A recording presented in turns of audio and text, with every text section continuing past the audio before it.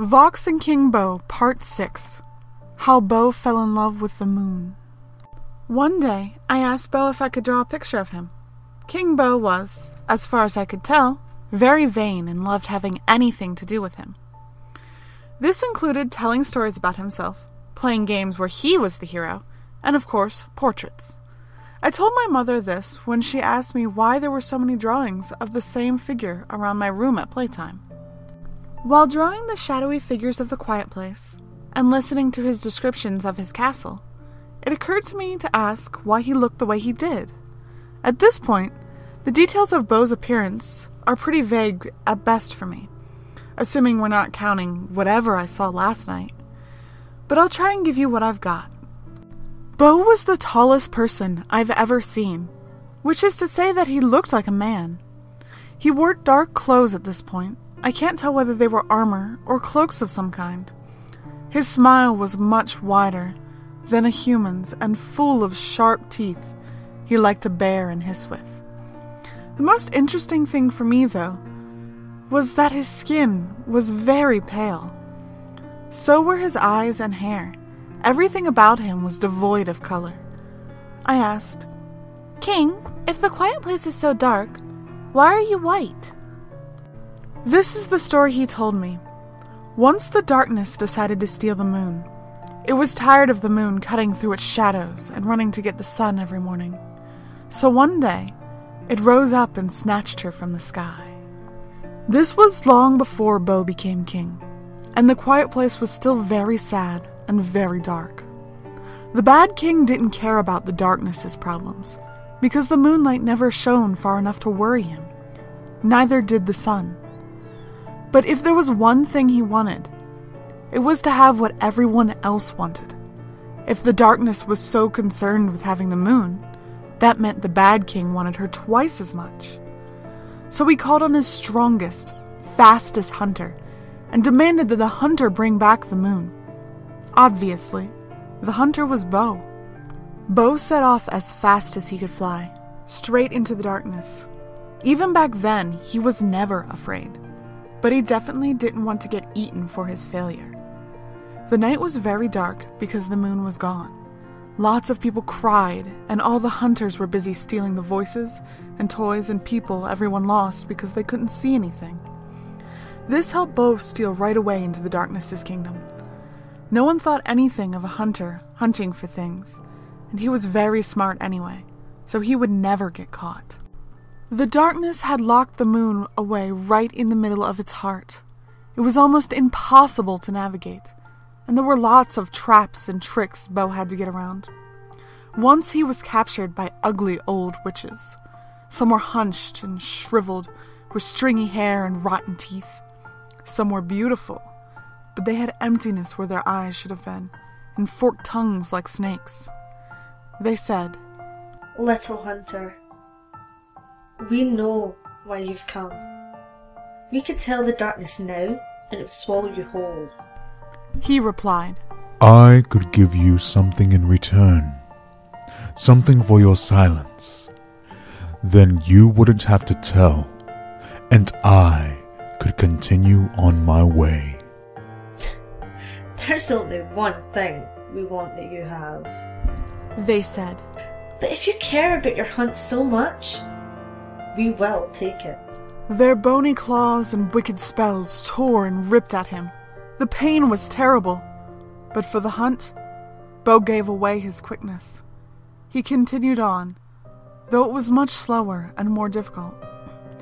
Another time, he found himself being chased by a swarm of black beetles with horrible pincers and claws. He knew they wouldn't stop until they ate him away, and he had nothing left. And without his quickness, there was no way to outrun them. Instead, he stopped and turned to face them, because he was never afraid. The beetles crawled all over him. They dug at his body and wiggled beneath his flesh. They crawled over his eyes and tried to force their way into his mouth. The bugs blotted out everything with their dark cloud, and the drone of their wings was so maddening that he thought he might collapse. When he spoke to them, they tried to dig inside his mouth, and eat his insides out. He said, I can give you something better than just my body. They stopped and asked together, What do you have that we would want? He said, I am the strongest of the king's hunters. You can have my strength instead. With that, you could catch 1,000 bodies, not just mine. So without another word, the beetles ate him away until all of his strength was gone. Again, Beau continued, but this time it was even more difficult. He couldn't travel as fast, or for a very long time, and he had to be extra careful. If he was caught, he would have no way of fighting back. The darkness would swallow him, and there would be nothing forever. Beau wandered across the darkness's kingdom in search of its heart for a very, very long time. The land was cold and lonely. It was not silent like his own home. There were long cries and shadows moving everywhere. The trees had no leaves, and there were no flowers. The only lights were poisonous mushrooms that smelled like rotten garbage. And the only change to the flat land were the ruins of castles the shadows had conquered and left to waste away. The heart was not where Beau thought he would find it, but although he had given away his quickness and strength, he still had his senses. On the hill of the endless plains, there was a tower. It was old and rotten, covered in funguses, and ready to fall at any moment. Next to the tower was a walled garden, and that is where he heard her crying. The moon sat on a large mushroom, turned away from him. She was crying. She burned the dark shadows around her so much that they chained her. She was very beautiful, and he had never seen such a light. He said, Moon, I've come to take you away. She turned around to face him, and that is when he felt the change. He almost couldn't look at her. Her face was so perfect. He felt himself begin to melt inside, and he had no strength to stop it. You will save me? She asked. No. He answered.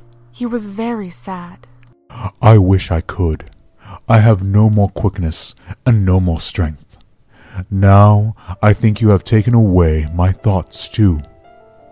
I have no use now. I'm empty. She smiled at him, which made him very happy, and he knew that he didn't need an idea, because the moon had one. They embraced, and when they did, he felt her inhabit his heart. He took her strength and quickness and thoughts, which were all even greater than the ones he had had before. Being in his heart, she changed him. With his new power, he was easily able to flee from the beasts and the shadows in the darkness. They chased him all the way to the quiet place, but the other hunters and the king banished them quickly. The king was very pleased and had a big party in Beau's honor. However, when it came time to have the main course, which was to be the moon, Beau had a problem. Now that she had been in his heart, he could never let her be eaten by the bad king.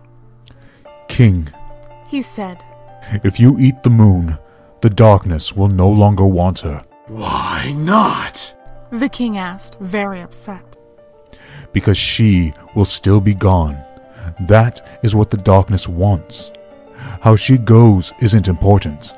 However, if you set her free, you will own her freedom. That is what the darkness wants more than anything in the world. He explained. The king was very angry, but he knew that Beau was right. Having the moon was worthless, and that would make her taste terrible. So, he made Beau give her back to the sky. The moon, having been in Beau's heart, did not want to leave. She cried and cried, and this made Beau very sad. So, Beau kept a piece of the moon in his heart. It made him fast and strong and smart. It made him shine from the inside like she did, and she took a piece of darkness with her. That way, they would always be together. And that is why Beau was pale and so powerful. but it was also why Beau began to hate the Bad King. Next story is what Mom thinks she saw, and why I might have started crying back then. Which is a crap title, but I'm not very original. The last one was sappy, because I wanted to show that maybe Beau isn't all bad. The next one honestly scares me.